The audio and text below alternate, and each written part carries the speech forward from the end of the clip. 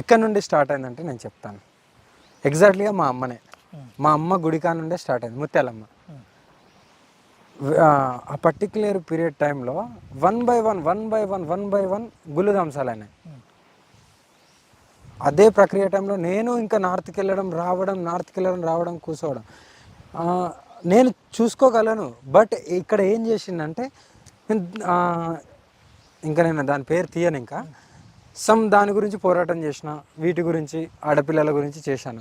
ఇదే కాంట్రిబ్యూషన్ పెట్టాను తప్ప వాట్ ఈజ్ వాట్ నాకు ఏమైనా పర్లేదనే నేను ఉన్నాను. ఓకే నేను బోలేనాథ్ ఇక నేను అది కూడా అనద్దు, మళ్ళీ దాన్ని ఒక రాగా పెడతా, మళ్ళీ ఆత్మార్పణ మాట తీసింది అంటారు. అందుకే నేను అది కూడా అంటలేను. అందుకనే నేను ఏమంటున్నా అంటే ఆ పర్టికులర్ టైంలో నేను ఆ పోరాటంలో ఉన్నాను. నేను నిజంగా చెప్తున్నాను, పీఠాలు వేసుకొని నేను ఈ స్వామీజీని, నేను పీఠాధిపతిని, నేను అది అని ఉన్నారు కదా, వాళ్ళు లక్షల కోట్లు సంపాదించుకొని ఉన్నారు తప్ప ఎవరన్నా వచ్చి అక్కడ కనపడ్డారా, పోరాడిలా? సరే కెమెరా ముందుకు రాకపోయినా పర్లేదు, out of the back all లైన్లో పని చేయలే కదా. మరి వాళ్ళకి ఇప్పటికైనా శిక్ష పడ్డదా? మీరు అడగచ్చు, మరి నువ్వేం చేసినావమ్మా, నువ్వు పోరాడినావు కదా, వాళ్ళకి శిక్ష పడ. మీరే నాకు శిక్ష చేసేటట్టు చేసిండ్రు, పోరాడడానికే శిక్ష చేసేటట్టు చేసిండ్రు. అంటే ఇక మీకు ఊహకు వదిలేస్తున్నా.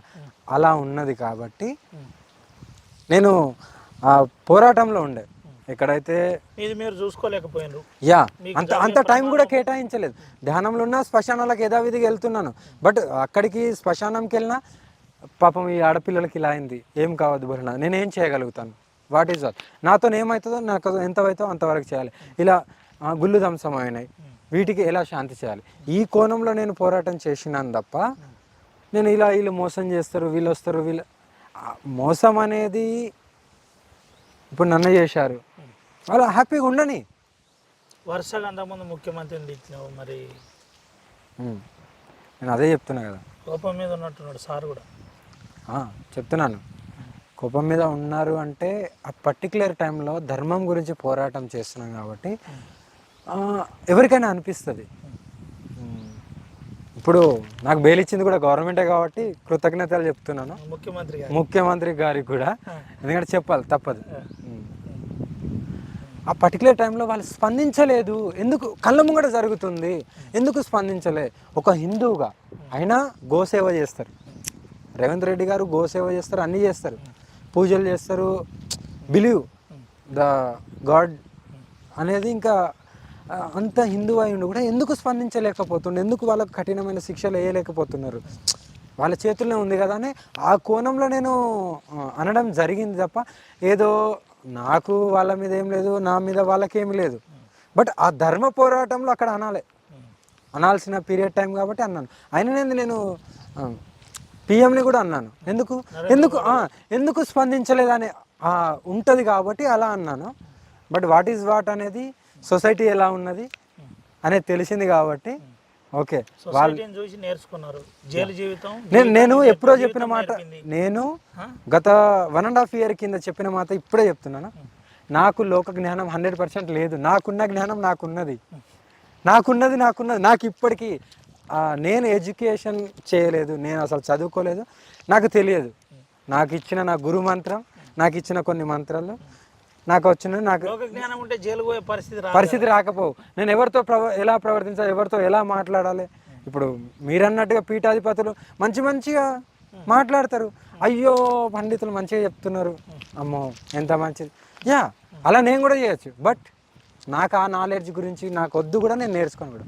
నాకున్నది చాలు. ఇగో ఇంత మంచి ప్రకృతిలో నా గురువు ఇచ్చిన మంత్రంతో, ఆ భోలేనాథ్ ఇచ్చిన దాంతో, నాకున్న దాంట్లో నేను ఆనందంగా ఉన్నాను. ఈ ఇంటర్వ్యూ తర్వాత అందరూ అనుకుంటారు, ఒక్కసారి ప్రభుత్వం జైలు వేయంగానే 4 నెలల తర్వాత అఘోరి శ్రీనివాస్కు బుద్ధి వచ్చింది అనుకుంటారు. ఏం చెప్తారు దీని మీద? ఇట్లా అనుకుంటారు. నేను ఒకటే మాట చెప్తా, జీవితంలో మనిషిలో మార్పు అనేది కంపల్సరీ ఉండాలి. యథావిధిగా ప్రకృతి అయితే ఎలా మారుతుందో మనం కూడా మారాలి. అంటే ఎప్పటికప్పుడు రూపాంతరం చెందుతూ ఉండాలి.